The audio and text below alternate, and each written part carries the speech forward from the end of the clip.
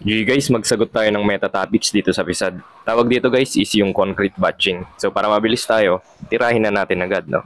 So mga key factors natin guys kapag concrete batching po ang usapan. So una, mapapansin nyo kasi meron tayong mga specific gravity, weight and volume, no? So kung maisip nyo yung specific gravity guys, yung formula niya is Sg is equal to gamma ng substance all over gamma ng water, no? Tapos para ma-relate natin yan sa weight and volume, isolate lang ulit natin that gamma substance is weight over volume all over gamma ng water. So para mas maayos na lang yung general formula natin, isolate ko na siya as Sg, di ba? Sg gamma water is equal to weight all over volume. So kung gusto nyo, ano nyo na lang ulit dito, yan, i-multiply nyo lang ulit. Pero para sa akin, okay na to. So alisin ko na lang. No, yan na lang. Okay, para astig tayo. Tapos number 2 na key factor natin is yung per meter.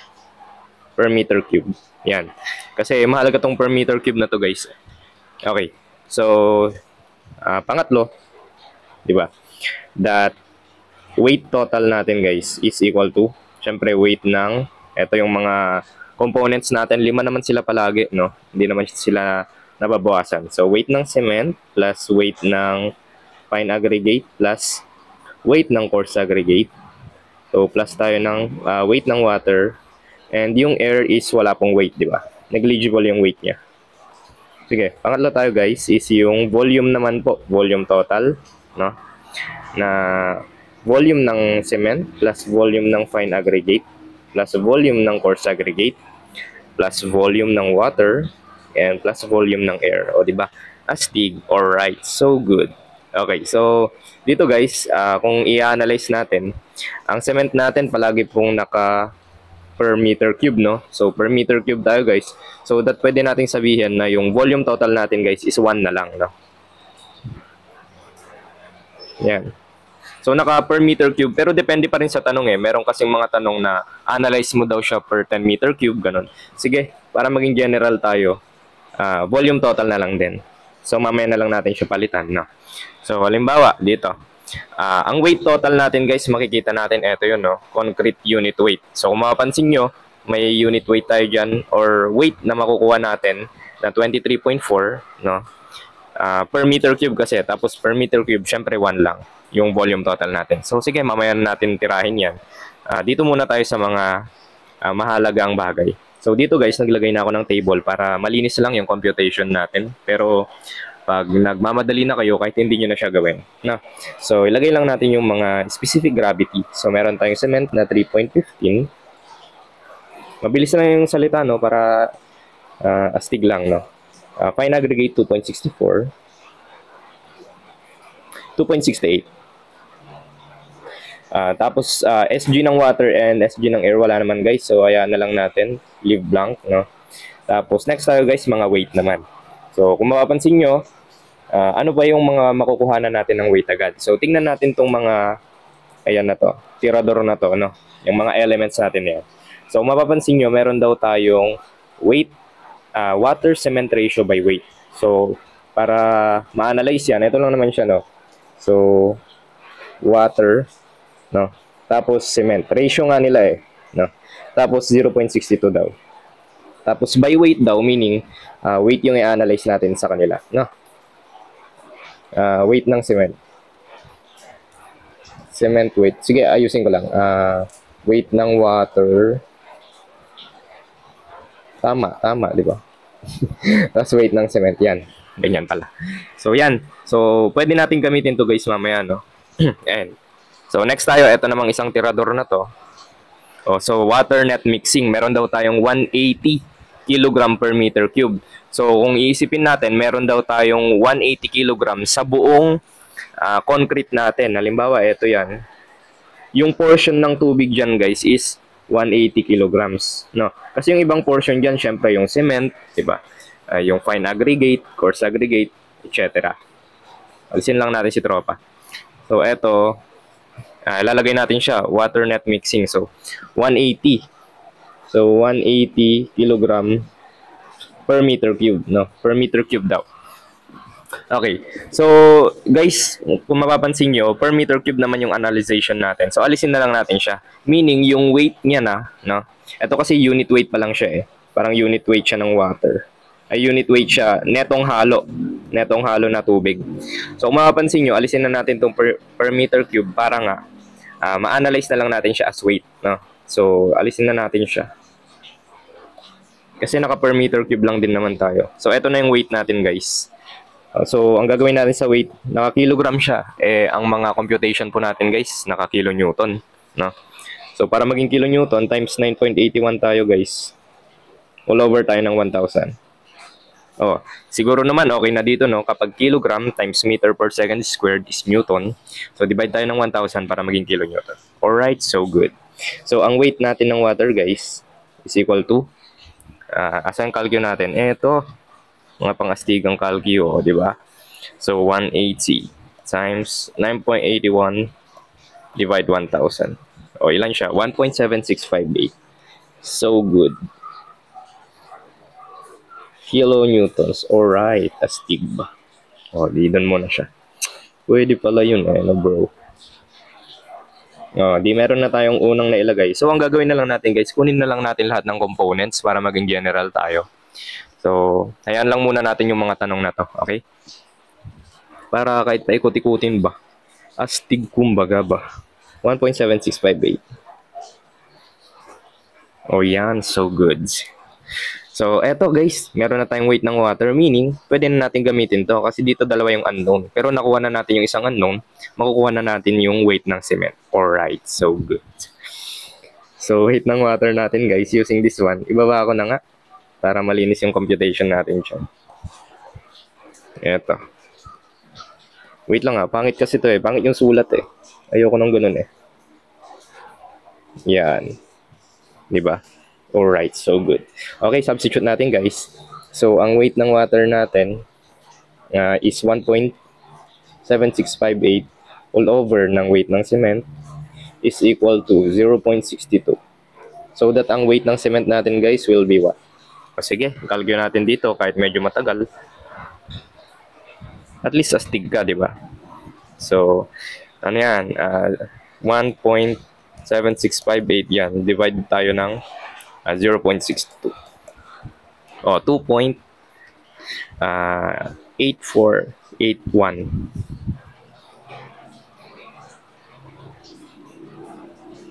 Yan, kilonewtons. Alright, so good.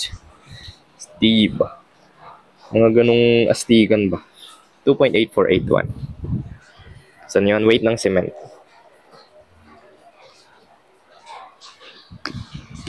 Na, so yan na. Okay. So kung mapapansin nyo, parang matagal lang siyang isolve pero mabilis lang talaga yan pag ano. Pag di na natin, pag ikaw na, pag tinitira mo na ng tinitira to, no? So sige, ano tayo? Meron pa, weight of course aggregate, no? Kung mapapansin nyo, weight of course aggregate kunin na rin natin. So, naka-meter cube ulit siya. So, ano na yun? 10.65 kilonewtons per meter cube, no? Pero analyze nga natin per meter cube, so alisin na natin siya. So, ito na agad yung weight ng course aggregate natin. CA. Alright, so good. Diba? Diba, sir? 10.65. Yan, 10.65. So, kung mapapansin nyo guys, ang bigat, no? Ang laki ng weight ng course aggregate. Kasi nga naman, siya naman talaga yung yung component na maraming nilalagay kapag naghahalo tayo, no? So, isa siya sa malalaking component. Okay, ano pa? So, natira. Okay na to. So, unit weight natin. Kumbaga, total weight natin yan eh. Ano pa? Okay na. So, eto, hayaan nyo lang yung mga yan. Pang-astigan lang naman yan eh. So, sige. Pwede na nga natin kunin actually yung iba eh. So, sige. Gilid ko lang muna yung mga BB bro natin dito. Kuha naman tayo ng eto, kunin na natin yung weight ng fine aggregate natin. So, paano natin makukuha yan? So, ano ba yung total weight natin, di ba? So, yung concrete unit weight natin, 23.4 kilonewton per meter cube. So, ang total weight natin is 23.4 kilonewtons, di ba? So, total weight I-ano ko na nga to. Dapat nakahiwalay siya di ba? Para malinis ba? Nakakahiya naman ba? Oh, yan na, part 1 siya. Ito na lang part 2. No? So, weight total natin is 23.4 is equal to. Ano yung mga weight natin? Etong tatlo. Tapos, ang nawala lang guys, si fine aggregate. O, di makukuha natin si fine aggregate, di ba? Lagay ko lang yung baby bro natin dito. Yan, astig ba? So, 2.8481. Yan. Plus weight ng fine aggregate. Plus 10.65. Plus tayo ng 1.7658. So, ang weight ng fine aggregate natin, lisin ko na yung mga baby bro natin. Ayan, astig ba?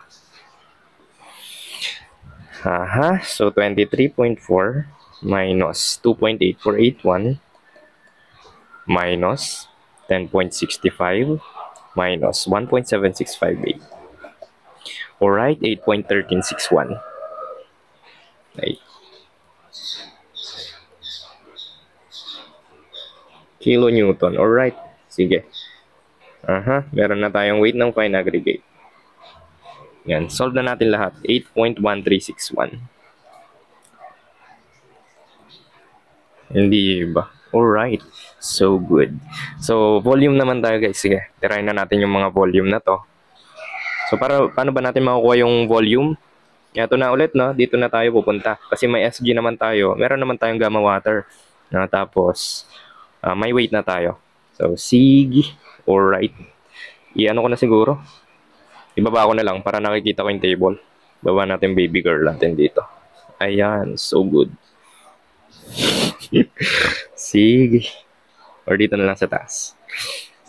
Okay. So, unahin natin guys si cement. So, si cement, ano ba yung SG niya? 3.15. Yan. Sige, lagay ko nga dito cement. Kaya naman ba? Yan. Cement, 3.15. Tapos gamma ng water, 9.81. Di ba? Is equal to. So, weight natin is 2.8481. All over V. So, ilan yan? Iano ko na, no? 2.8481. All over tayo ng 3.15 times 9.81. Ilan siya? 0.092 na lang. 0.092. Okay na yan? Yan. So, next naman tayo guys. Si fine aggregate. Yan. So, ganun ulit, no? Ano yung SG niya? 2.64 naman. Is equal to, ano yung weight ni baby girl natin?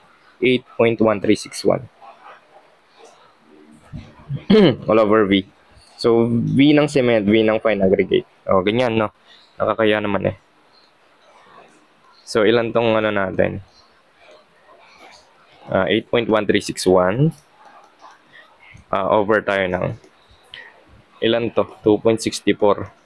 Yan, 0.314. Diba?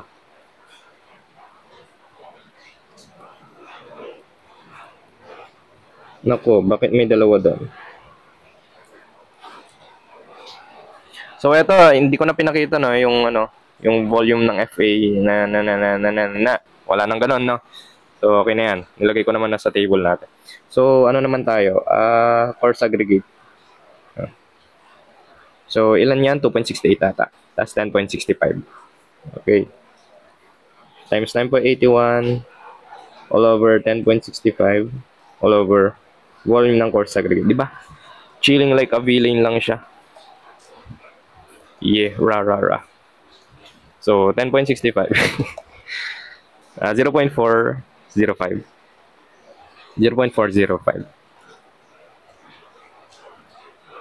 Tapos volume naman ng water. Paano natin makukuha yung volume ng water? Wala naman tayong SG. E di gamitin natin unit weight ng water. So, unit weight ng water is equal to weight ng water over volume ng water. No? So, unit weight ng water is 9.81. No? Weight ng water natin is ilan? 1.7658. all over tayo ng volume ng water. So, ilan siya? So, 1.7658 all over 9.81. Alright, 0.18, so good. So, volume ng water. Oh, diyan na siya. 0.18. And volume ng air natin, binigay, di ba? 1%. O, yan o. And trap air, 1%. O, di 0.01. O, di yan na siya. E, di kompleto na natin yung mga volume. O, di sagutin na natin yung mga tanong. Ay, hindi. Gilid ko lang tong baby girl natin. Yan. So, ano daw? What is the required volume of cement per meter cube? O, volume daw ng cement. Ano yung volume ng cement natin na nakuha? Ito yan, oh, 0.09 to. Diba? Alright, so good. So, compute naman daw yung volume ng coarse aggregate per meter cube. Coarse aggregate natin, ito, 405, diba?